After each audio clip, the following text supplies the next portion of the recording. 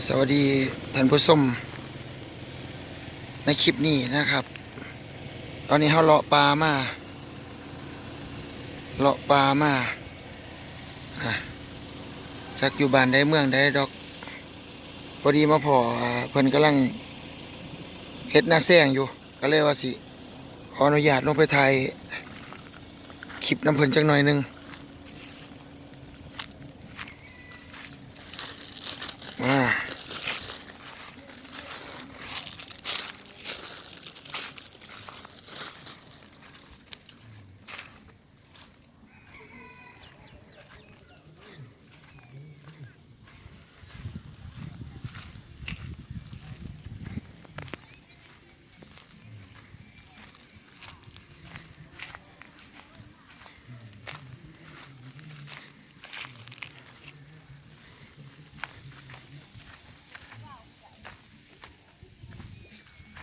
สบายดีแม่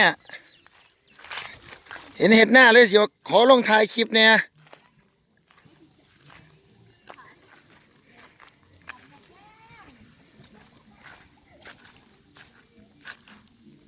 นี่อ่ะบันไดโอเวอร์แมนคอนใหม่ติดทงหน้า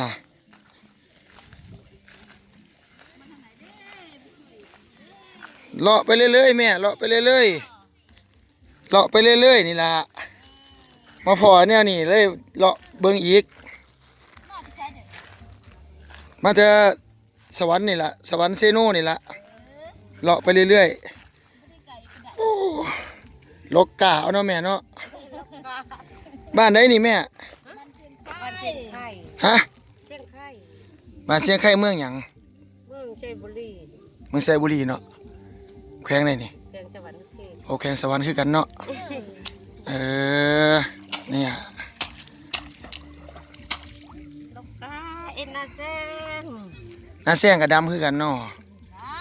มันโบราณแล้วก็ดำเอาน้ำมาจะใส่บ่นี่น้ำเส้นสูบมาบ่หรือมันมีคลองมาบ่อ๋อไกลอยู่ชื่อเฮ็ดไฟฟ้าแล้วแสดงว่าเฮ็ดหน้าปีละ2 เทื่อเนาะ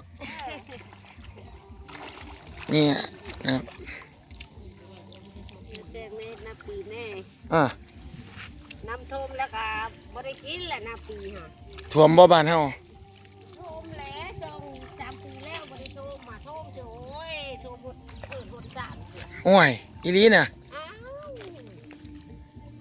มันคืออยู่สูงอยู่ได้เนาะมีแต่ลูกบ่เนี่ยแต่ลูกแต่หลานมาซอยกันหลานพี่ชอยโอ้ใครรอลูกหลานหลายเนี่ยอีหลานน้อยก็เก่งก็เตะกาเปาะเลยเนาะแม่ก็อยู่ในบ้านฮะอยู่ในบ้านอ๋อบ้านแม่อยู่ในบ้านเนาะใหญ่พุ่นน่ะเห็ดหน้าจากไรนี่แม่จากให้นี่บ่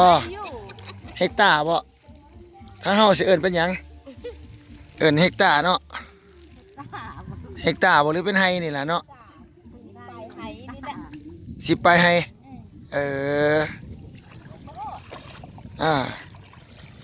นี่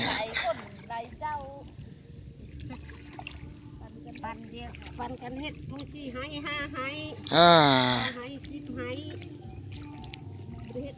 ขายคือทำใจเนาะเฮ็ดพอได้กินนี่แหละมันขอเจ้าของมาแม่นบ่นี่เฮ็ดทำเฮ็ดขายเฮ็ดกิน